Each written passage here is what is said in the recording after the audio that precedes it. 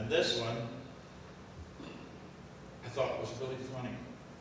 Church should be less formal and more experimental. Experiment with what?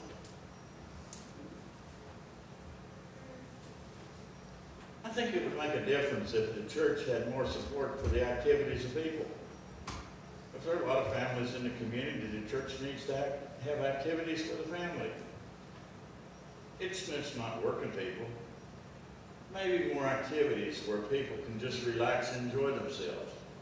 How do you have an activity where you relax and enjoy yourself? People get some really weird ideas about what church is all about. Church needs more open discussion.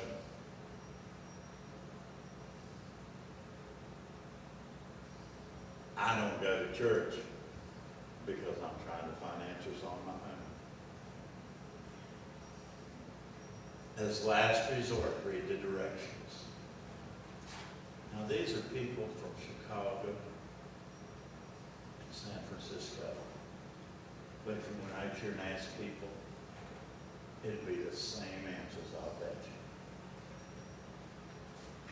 you. The excuses that people come up with for not going to church.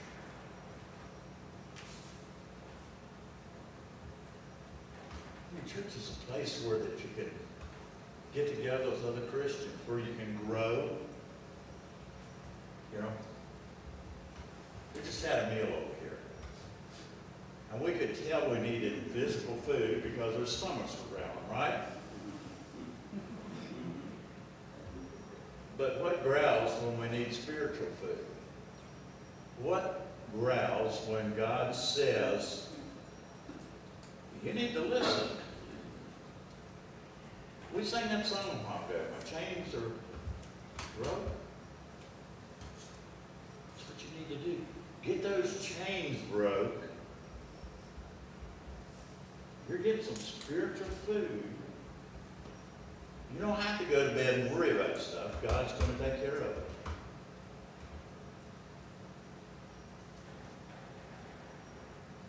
We had a message just a couple of weeks ago. We was talking about an islander and how people create a little island, dig a moat around themselves and fill it up with nothing. When you don't go to church, that's what you build.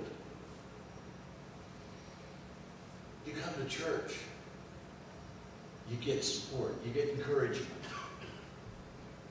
You find out you're not in it alone. And there's a whole lot of things around you we can't do it by ourselves. A whole lot of things.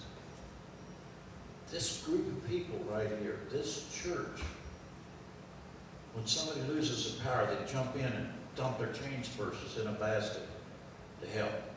They bring food in because somebody else don't have food.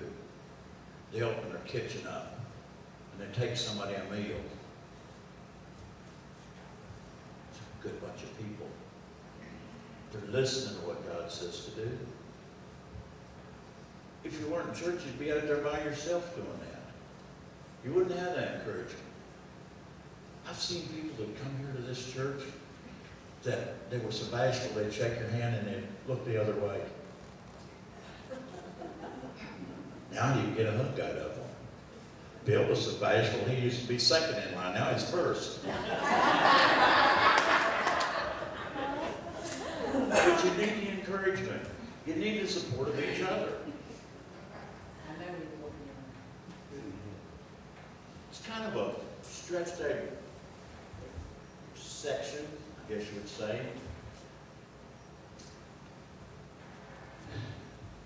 But, and I got the wrong chapter written down there, so I'll just skip that. It's in Corinthians, but I somewhere have put the wrong.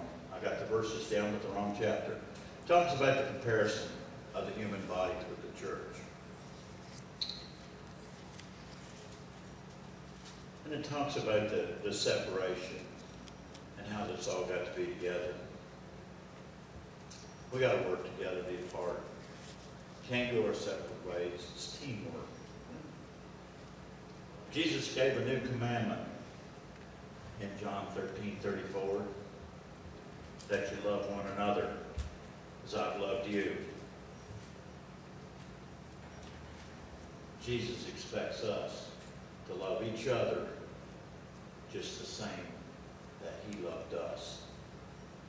No less, not just on Sunday, but all week long. And he expects that door to be open when we need it open. You know, we hear people talk about how the church is done wrong. I don't know how many churches in Glasgow, but this group here that came to sing tonight, I think they represent about 7 different churches. I think that's about what we counted up a while ago, that they got about 7 different churches that their group is from. And you know what? You listen to them when they get up here on the stage. Tell me which church you came to. They forget all this denominational issues. They got one thing in mind, that's to be a part of God's church. That's the important thing. Amen, bro. Being a part of God's church.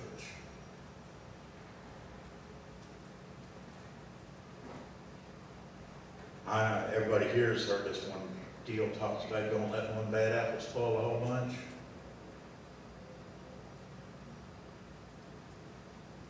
If there's somebody in the church that's done you wrong, don't let them keep you away. Because the Bible says you're supposed to go to that person and ask them, say, I forgive you. They'll forgive. But don't go to bed angry at somebody in the church. As far as that goes, don't go to bed angry at anybody. Ain't good for you. Cause you ulcers or something. Be a part of God's church. And if you haven't joined God's church, it's a good time to do it, because them doors back there, God walked through that church right now and started calling names. Is he going to have your name on his list? I'd be the kids. One day he's going to come back, come in here, and he's going to start collecting his church. Somebody's going to get left behind. Don't be that person. There's a lot of choices. We tell people here at Cowboy Church, you don't like the church, you don't like your horse, get a different saddle. Go find another ride. There's plenty of churches. It's one of them out here is bound to suit you. If God had sent us down here to have all the same churches, we'd have the most boring church service ever. God made them different for a reason, so we had a choice. But we all worship in the same God. Amen?